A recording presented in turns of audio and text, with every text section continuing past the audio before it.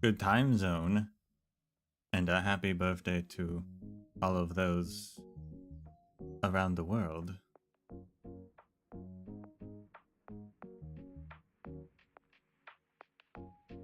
Here we are with the last reading Honkai Star Rail's book collection for 3.8. If you would like to know where they are located, the video for that is already up. It's been up for a few days. Link in the description.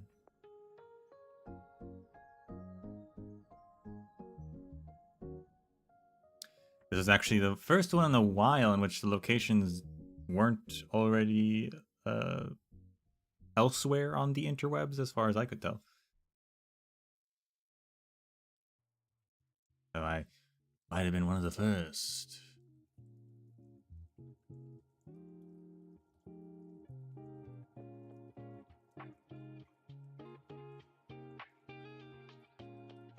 So we've got 6 Penacony books to read.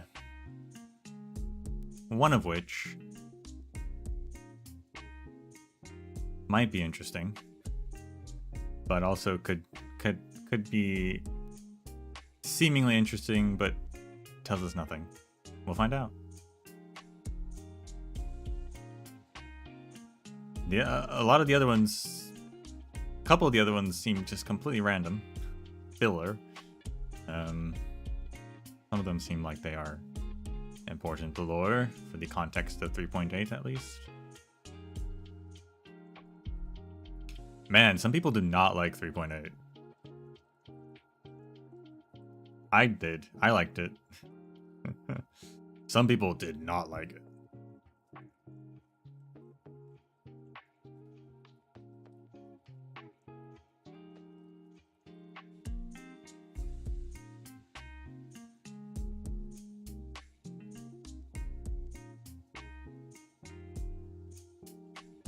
Let me open the game and we'll get right to it. Don't imagine this will take very long. But you never know. You never know.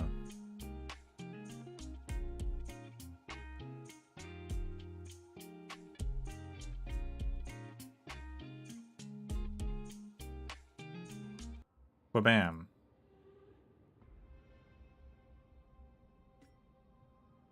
Honkai always takes a few seconds before it actually gets registered by OBS.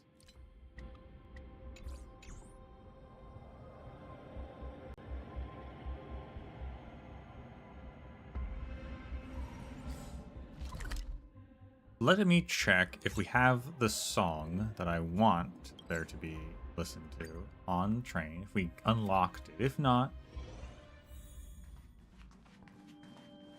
might just have to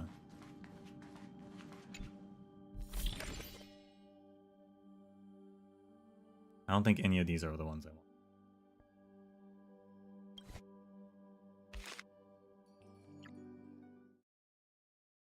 But they might be good.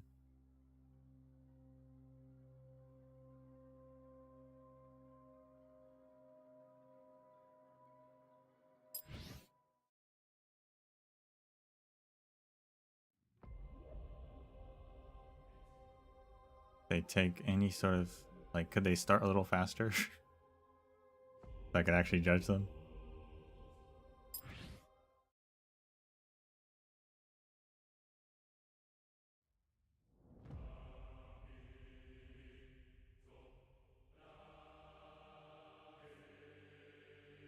I'm missing 2, but not. I don't think they're the ones I would like there to be.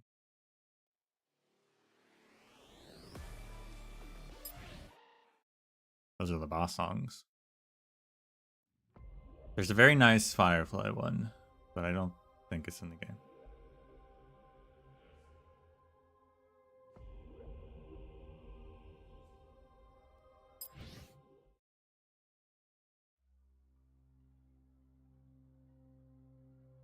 What is this first one?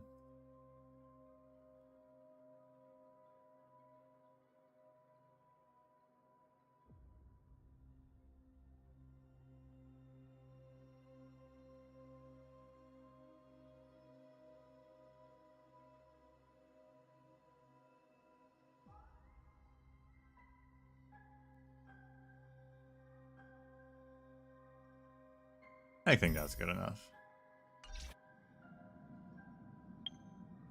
We'll find out. Oh, no. I'm so used to Amphorius. I clicked on it by habit. No, we're done with that. Yeah, so we've got 6 books here.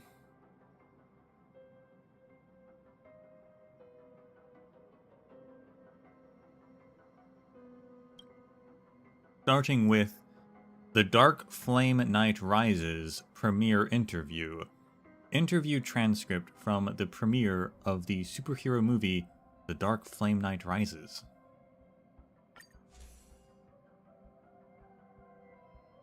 Uma. This is Penacony TV station's special program, Exemplary Films Guide. Reporting.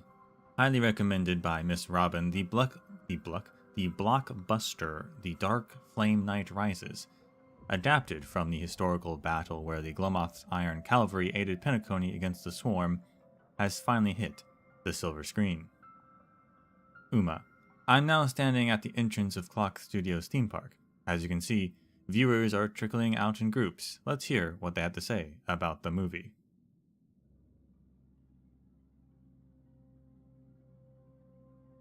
Casual viewer. Oh, what destruction? I don't know. It wasn't me anyway. I'm just a tourist who happened to catch a movie today. Oh, you mean Glomoth's Iron Cavalry?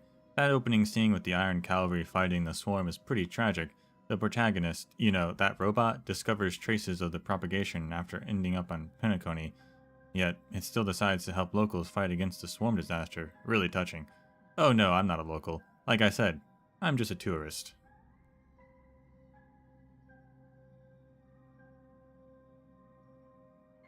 Robin's fan.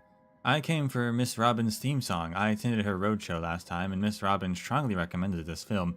She said, sure, turning this part of history into a film might mix some fiction into it, but we need to remember first before we understand, and someday in the future, we'll be willing to unravel the truth ourselves.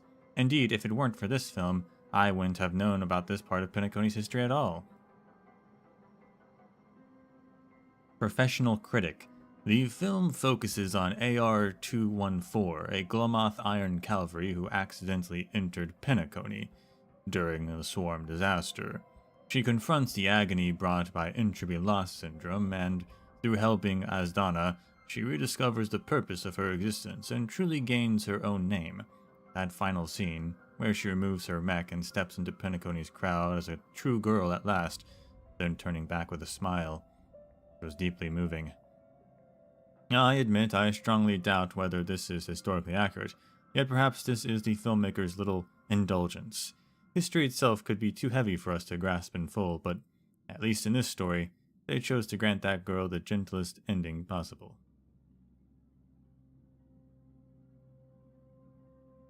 An emotional viewer. When she took off her mask, I finally realized she was just a tender-hearted girl. Facing Penacony's misunderstandings about her, she could have just left. Instead, she silently bore the blame for bringing the swarm disaster, while shouldering the responsibility of saving Penacony. Thank goodness the truth finally came to light. Director, you owe me for these tears. Hardcore history buff. This is a work of true dedication. The attention to detail is remarkable. For instance, many believe it was the Glomoth Iron Cavalry AR-214 who brought the swarm disaster. Countless films and even written records repeat this mistake, but this movie carefully drew on historical research to reveal the swarm's true origin. And the props are so meticulously crafted, you'd almost suspect the prop team had seen actual Glomoth mechs. I must say, viewers can always tell when a film is made with respect, hard work, and sincerity. Uma.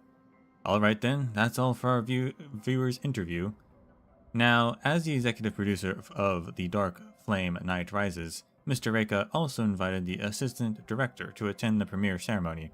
So, were you surprised when Miss Robin first proposed a collaboration on behalf of the Oak family? What are your thoughts on her insistence on choosing the Glomoth Iron Cavalry as a subject? And were there any unforgettable moments you could share with us during filming? Assistant Director. Ribbit, ribbit, ribbit, ribbit, ribbit, ribbit, ribbit, ribbit. Uma. What a moving speech from our Assistant Director. Thank you.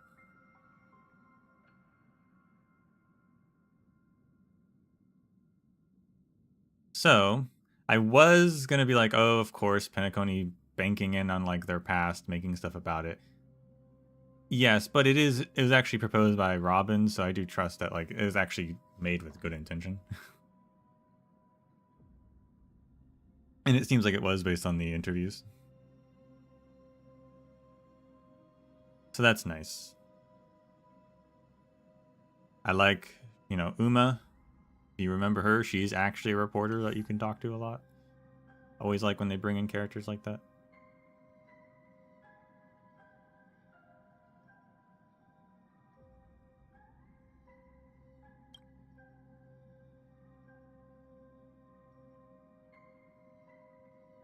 Next up, we have a letter from an apostate. A farewell letter from an apostate of the Harmony, telling of a prison riot instigated through the divine law.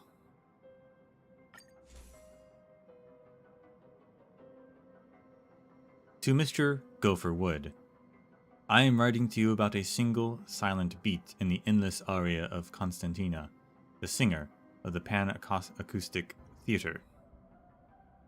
A long time ago, you offered your cool shade to shelter wayward pathstriders, yet they sought to replace the hymns of harmony with their own discordant anthems, going so far as to incite a rebellion against their savior.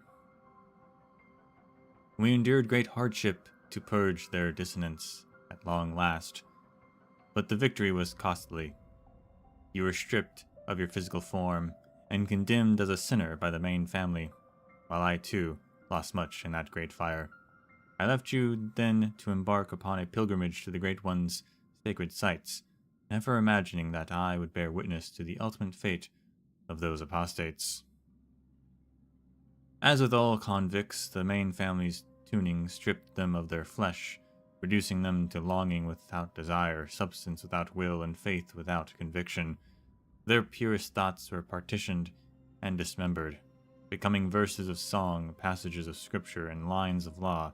Then they are all to be absorbed into the Great One's magnificent, primordial divine law, woven into its chanted verse, and embraced by infinite overtones.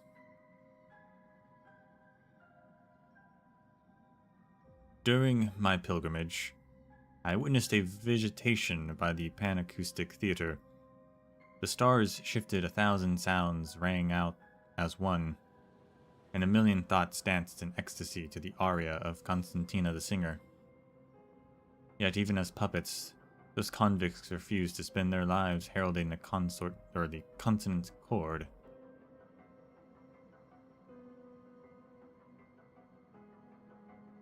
With their last vestiges of will, they staged a final riot. The edicts, named freedom, all shifted forward a single beat. It was merely a single beat, but the combined will of millions of convicts held captive and catechized by the hymn for years, beyond count, introduced a fleeting, discordant note into the symphony, and I must admit that transient dissonance moved me more profoundly than the chorus of the stars ever has. But it was only for a moment. The string swelled to conceal the discordant note, and in a flash the edicts, along with the final remnants of their master's wills, were annihilated. They had found the liberation they yearned for, and the hymn was henceforth marked by a permanent, silent beat. And that, perhaps, is the inherent flaw in the path we walk. The family remains blissfully submerged in its paradise of cosmic harmony. Even when the thorns covering the ground pierce into their feet, they can only be moved to tears by their own boundless love and that shiver of pain. And if all beliefs are truly to be accepted into the primordial divine law, then these dissonant voices, now sanctioned as true notes, may have consequences far more profound than they could have ever anticipated. I'm writing to offer you a true farewell. Though we said our goodbyes upon my departure from Penacony, we both still held to the belief that we would meet again along the path of harmony. I am still deeply grateful for your guidance, but I can no longer believe we will meet again.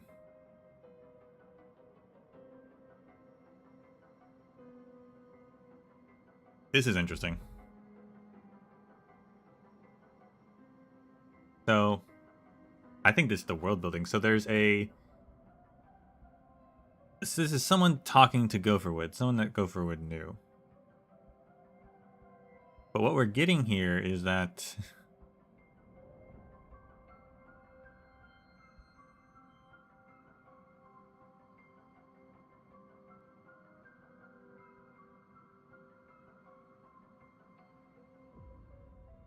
there is a pan-acoustic theater run by this person named Constantina, right? That I guess is made up entirely of convicts who have been like forced to sing in this theater.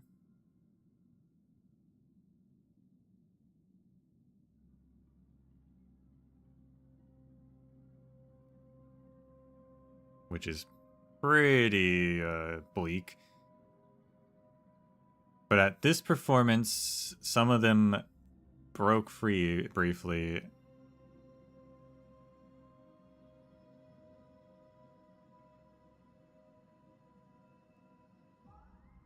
Which killed them, apparently.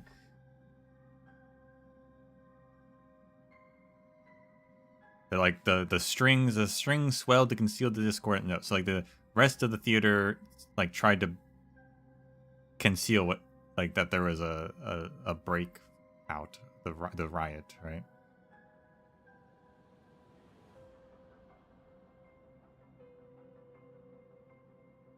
They're definitely trying to set up like the dark side of the harmony, which now that the harmony is, well, apparently the source of Stellaron, so but the third phase of harmony and one of the options for one of the 4 apocalypses, right? When Penacony had first come out, I believed that Harmony was going to be a villain, and then I was like, okay, it's not as much of a villain. Like, it seems pretty chill, I guess. And I kind of liked that because it was a bit subversive to what I expected. But now we are just going like, yeah, Harmony has a villainous side at the very least, which does make sense. And I do think the head thing, where there's 3 sides of it, is really neat. Stellaron thing is still crazy. I don't know what to make of that, but this theater thing is also crazy. Speaking of Stellaron, next up we have Hymn of the Stellaron, the Hymn of the Stellaron's Grace, with passages seemingly written across different periods.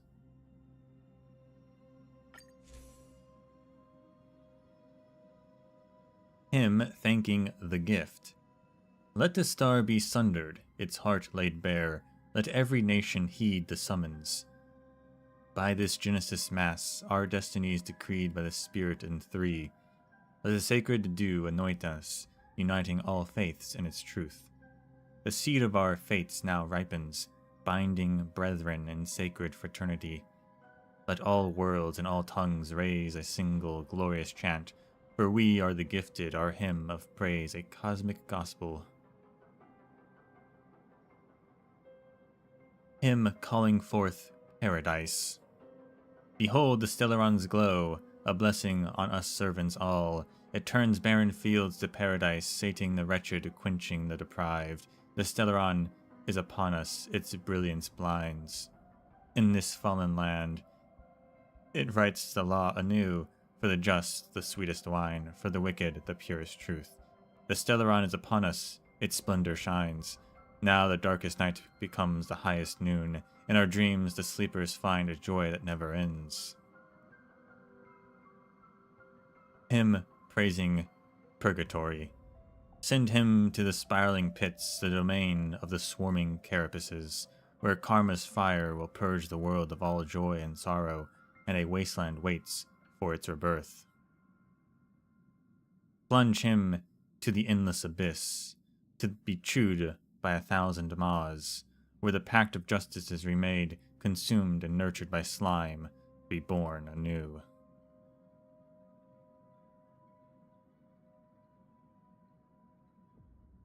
So the implication here,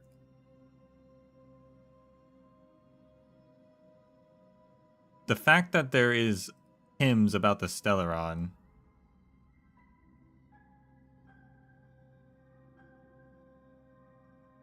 means that there are people who know that the Stellaron is from Harmony, and they sing about it. So is this just like the greatest kept secret of the universe, that the family knows that it's about the Stellaron? They sing about it, yet somehow no one has ever noticed?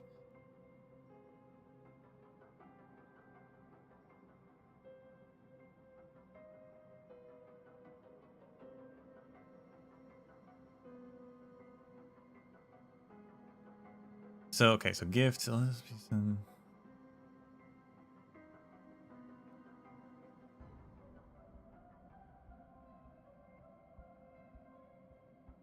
So Paradise talks about how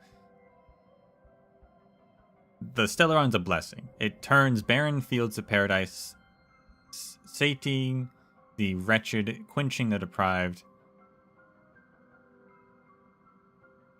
It writes the laws anew.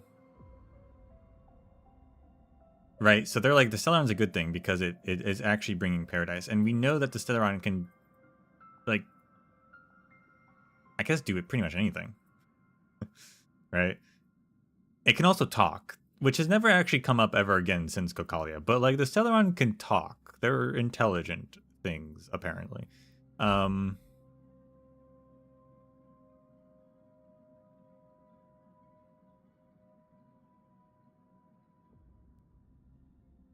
But it seems that maybe it's sort of like, well, if the Stellaron destroys something, then clearly those people were wicked, right?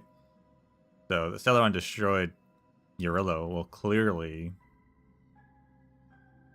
they deserved it, sort of thing.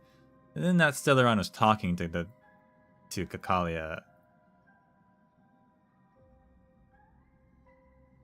The implications are interesting. And then Purgatory makes it seem like it has something to do with the swarm of propagation, which, however, we know that, at least from what Gopher Wood said, if we can trust him, he had thought propagation was a face of Harmony, but it's not.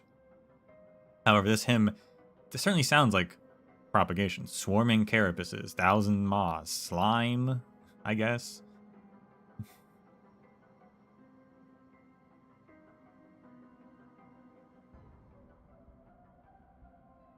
But this is also a hymn about the Stellaron.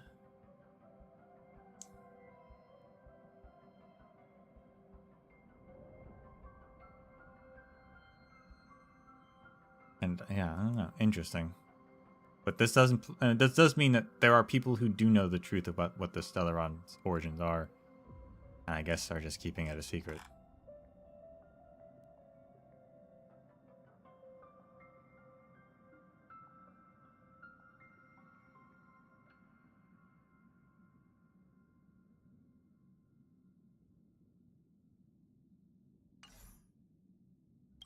Next up, we have Flyer for the World in Swarm Disaster Rebuilding Order book series. A flyer for Paperfold University's anthology series documenting various scenes of life during the swarm disaster. Endorsed by the Dean and Chief Investigator of the Charmony Academy at Paperfold University. A must-read, one of the 10 most important series of our time, full of witty insights and the perfect way to wind down your day. A researcher from the Intelligentsia Guild who's notorious for writing paid reviews. Cool.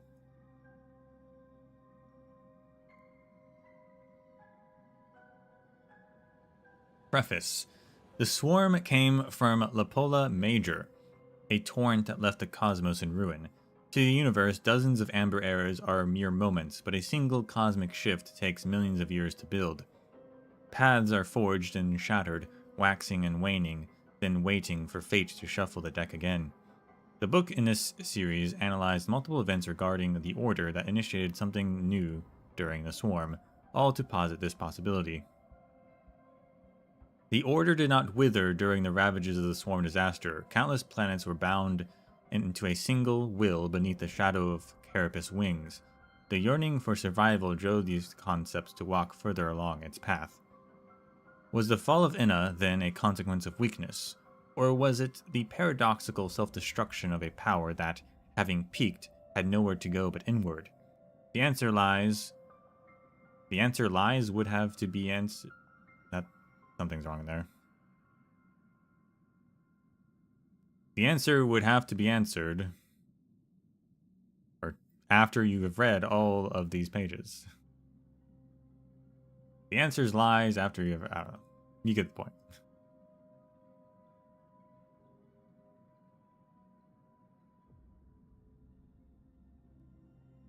The Nigel C4 Archaeological Report. Author, the Gonsoto Archaeological Team. Publisher, the 32nd Press of the Intelligentsia Guild. Amber Era, 1932. A planet, having drifted for ages, is captured by the planet Gonsato. The following day, a special IPC grant arrived, and the armed archaeologists faction promptly took over the site. After sending away the nameless onlookers and putting a few eager interstellar looters in the ground, their survey leads to a startling conclusion. The planet now crumbling in orbit is none other than Nigul C4. Long vanished from the astral charts. Against all odds, it had survived the fangs of Ouroboros, hundreds of amber eras ago. The Nugul tribes had always been known for being scattered and insular, subsisting on a spice monopoly and consistently rejecting overtures from the wall builders. This book recounts the Nigul people's dramatic transformation under the swarm's assault. In just 4 decades, they abandoned all tradition to forge a new order, uniting their disparate clans, building defenses against the swarm, and resisting till their last breath when facing a Leviathan. Though their race did not escape their destined death, their creed lasted till our time, etched onto rocks. Whatever it takes to survive.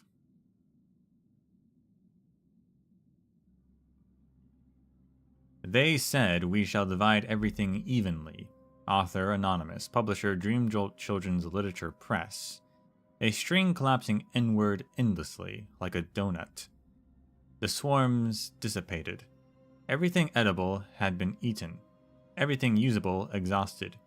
Heat no longer flowed. The city people were abandoned in a city stripped bare.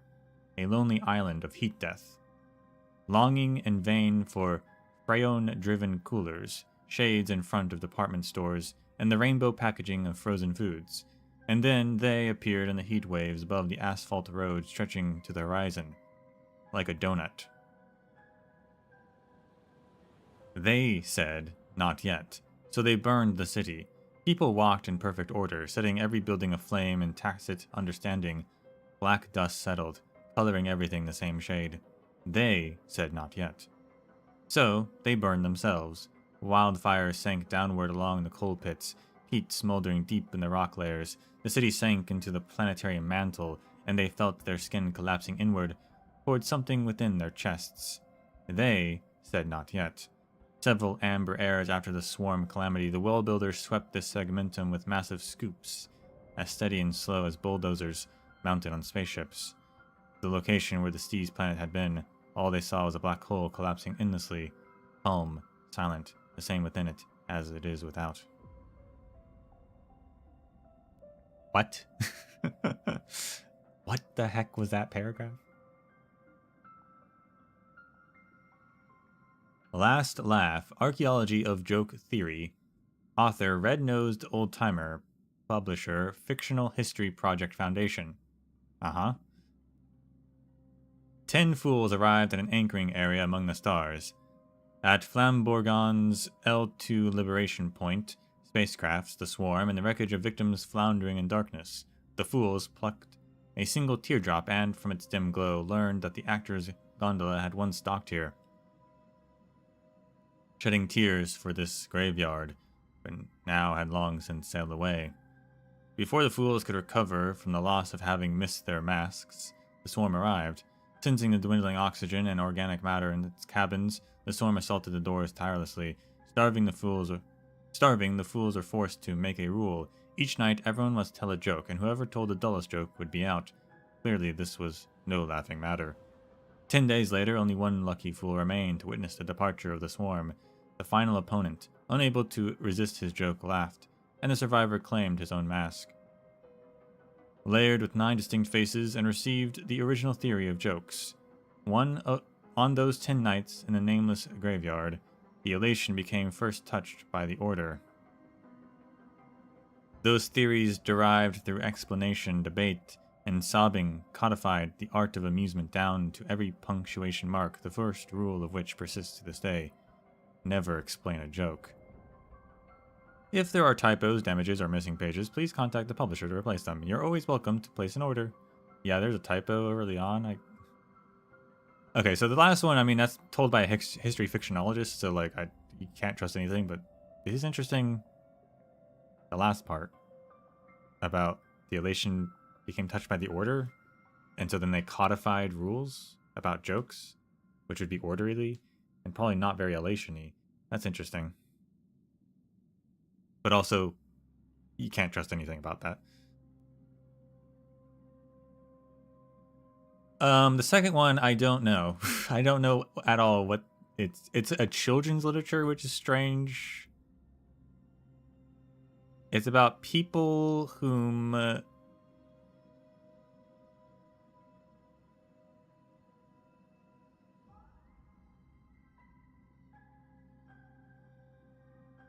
either were attacked by the swarm or something happened and like their society was collapsing. And it was really hot. But then something appeared and said, "You're not yet." And that translated to then burning down the city. And then they're like, "Not yet." And then they killed themselves. And then destroyed the planet into a black hole. Is this something to do with the origin of the swarms? Is this just a victim of the swarm? Don't know.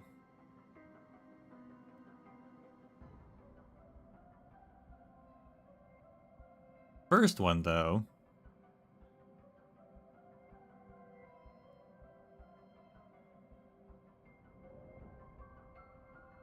More cohesive. Or coherent.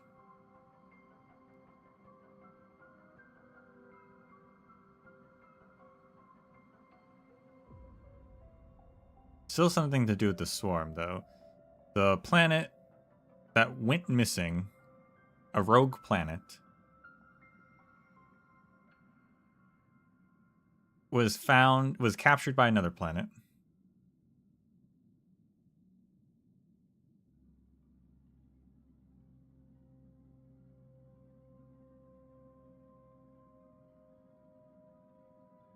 And then it talks about its inhabitants, but I assume its inhabitants would have to be dead. If the planet was a rogue planet, there's no way the people were still alive there, right? So the people that were there had been attacked by the swarm at one point, and then the planet went rogue, I guess, afterwards or something. Shout out to Ouroboros, though, who's never talked about. That's like, I think, the first time they've ever talked about Ouroboros.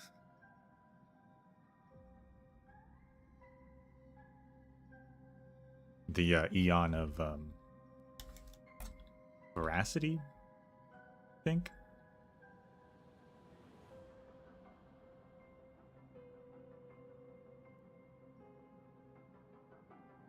Which is also about eating stuff, question mark.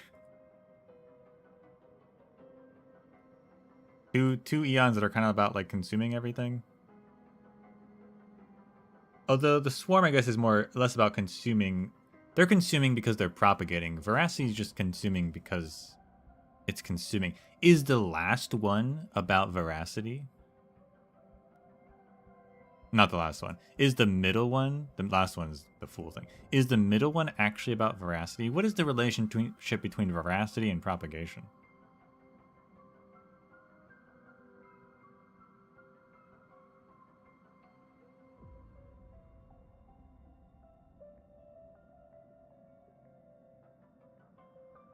I'm also curious about the origins of the swarm. So we now know the swarm came from La Pola Major.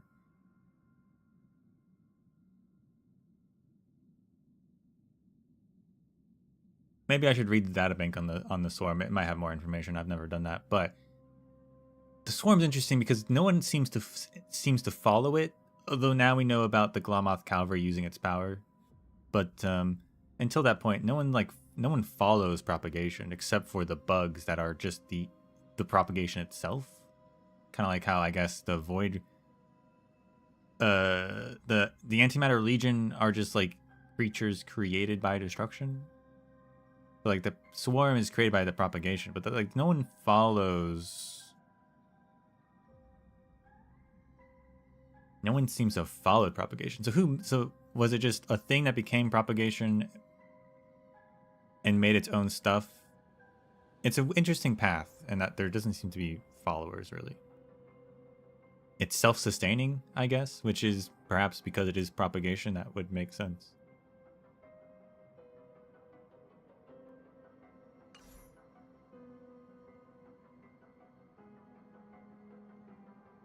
Next up, we have Reply from the Dream Master.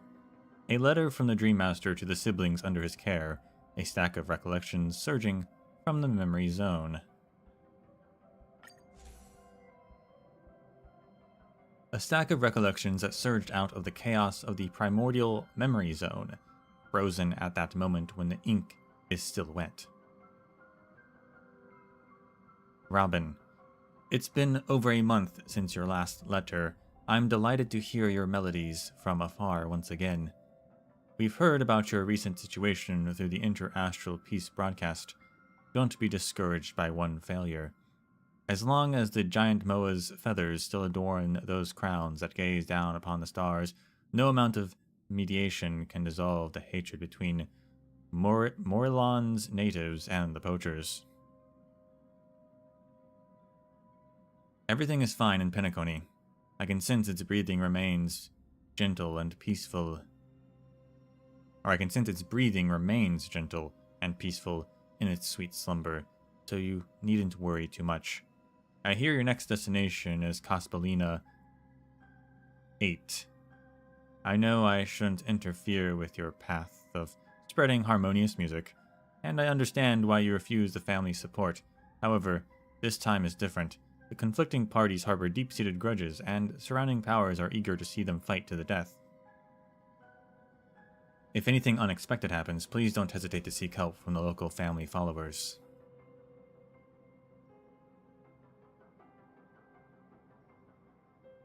Sunday. Regarding the obstruction of the Charmony Festival proposal at the family's heads meeting, the Alfalfa family is ultimately just hoping to make a fortune out of this, as you expect from Oti Alfalfa. So long as he doesn't turn the festival into an interstellar trade expo, let him have his way. The Bloodhound family's complaints about understaffing are merely an excuse to expand their influence. The Nightingale family's nitpicking about the venue is just their way of coveting the sealed primordial Memory Zone. You can trade concessions for support, the extent of which is up to your judgment. You are now the head of the Oak family, and the day will come when you must make your own decisions. I too look forward to seeing that day arrive. Therefore, there is no need to seek my opinion on everything. This applies not just to this matter, but to all matters.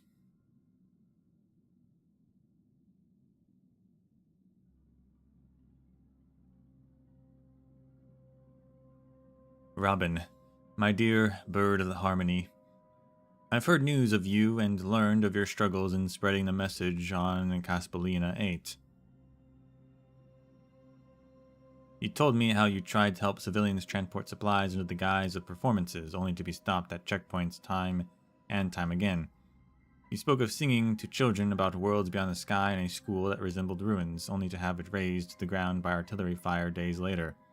You asked me, if the songs of the harmony praise beauty, happiness, and purity, then how can others hear the suffering and tears of the weak? Child, all I can tell you is this. When all paths on the ground have been exhausted, birds must leave their footprints in the sky.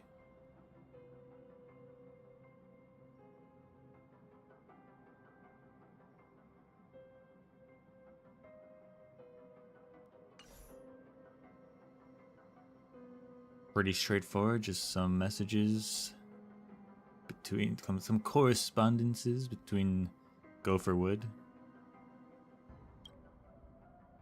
and Robin Sunday. Undelivered Prayer Book, a prayer book written by the Dream Master for an old friend. This is our last one.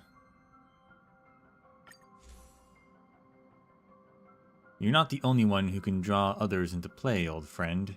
At midnight, paradise shall be born, eternal and transcendent because of me. Our paths still diverge, and when we meet again, you'll curse my name. But Mikhail, I want to fix your clock too. No one knows when or by whom it was written. It was never sent, and no chance remains to send it.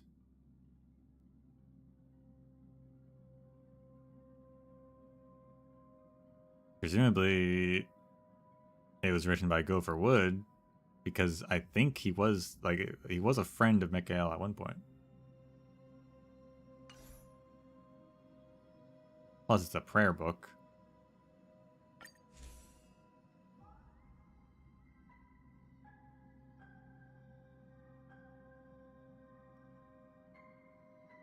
He wanted to bring Mikhail into the harmony, I guess.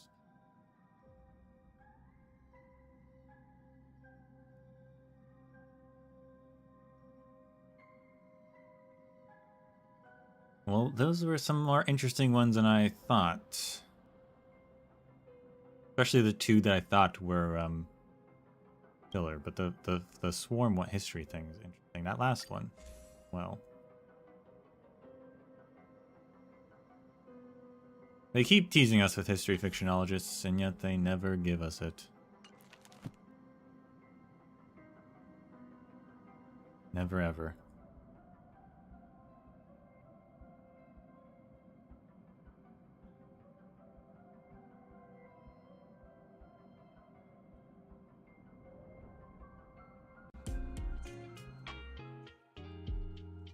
But that is all 6 books from 3.8 updates, the locations of which are available in another video out right now.